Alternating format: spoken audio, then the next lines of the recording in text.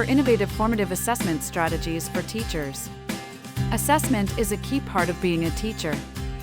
Our teaching programs all revolve around it.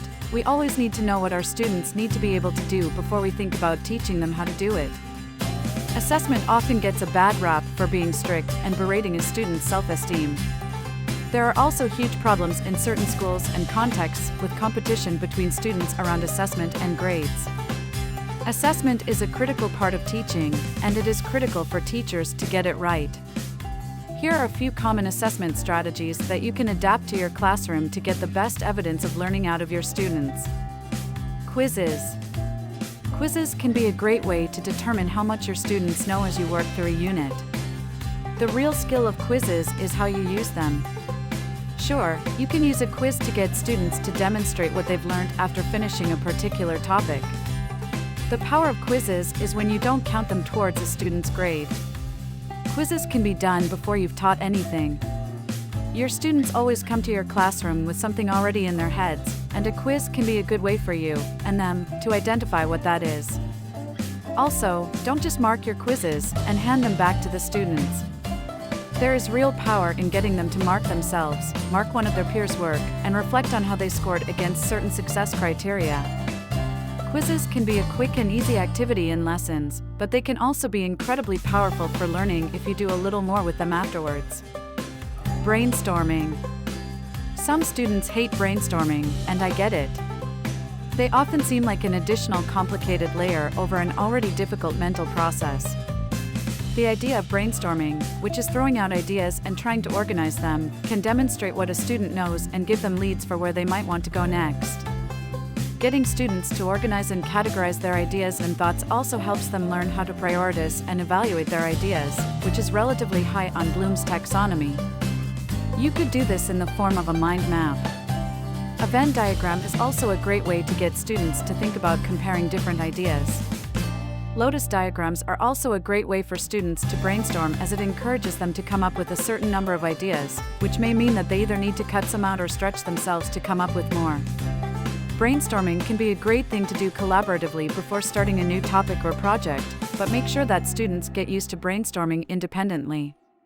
Brainstorming is a valuable life skill, and going through the entire process of generating, ordering, and evaluating by yourself becomes second nature with some practice. Investigations.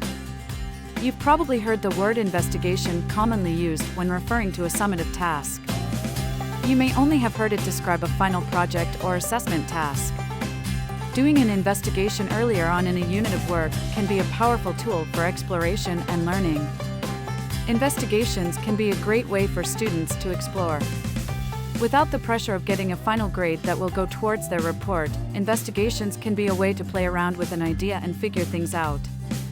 Many students don't really know how to do an investigation. One of the strategies that I've found works best is to start the task in a lesson and give them absolutely no access to technology. No Google, no YouTube, nothing. They'll need to think for themselves first. This will really help them deconstruct the problem and use their own prior knowledge to create leads that they might want to explore. Once they've got to this point, setting them off with tech will have a much different, more creative effect than giving it to them right away. Remember, the purpose of an investigation is to explore. There should be twists, turns, and dead ends along the way. Hypotheticals. This is another great way that you can get some creativity out of your students. Give them a situation or historical event. Next, just ask them, what if? What if this had happened instead? What if we didn't know about this? What would happen then? This is a great way for students to form conclusions when there isn't a correct answer. Many students get hung up on being right as opposed to learning a skill or how to apply the concepts that they know. No matter what conclusion a student draws, they're going to have to back it up. They're going to have to do this themselves too, as it's very unlikely that someone on the internet has gone down the exact path that you're asking them to. Formative assessment strategies can really help students build their skills and capacity. Without the grade looming over them, students have the agency to explore and play around with concepts and ideas. Include some of these formative assessment strategies in your lessons and get your students to learn freely. Thank you for watching. Tune in next time for more insights from the world of education.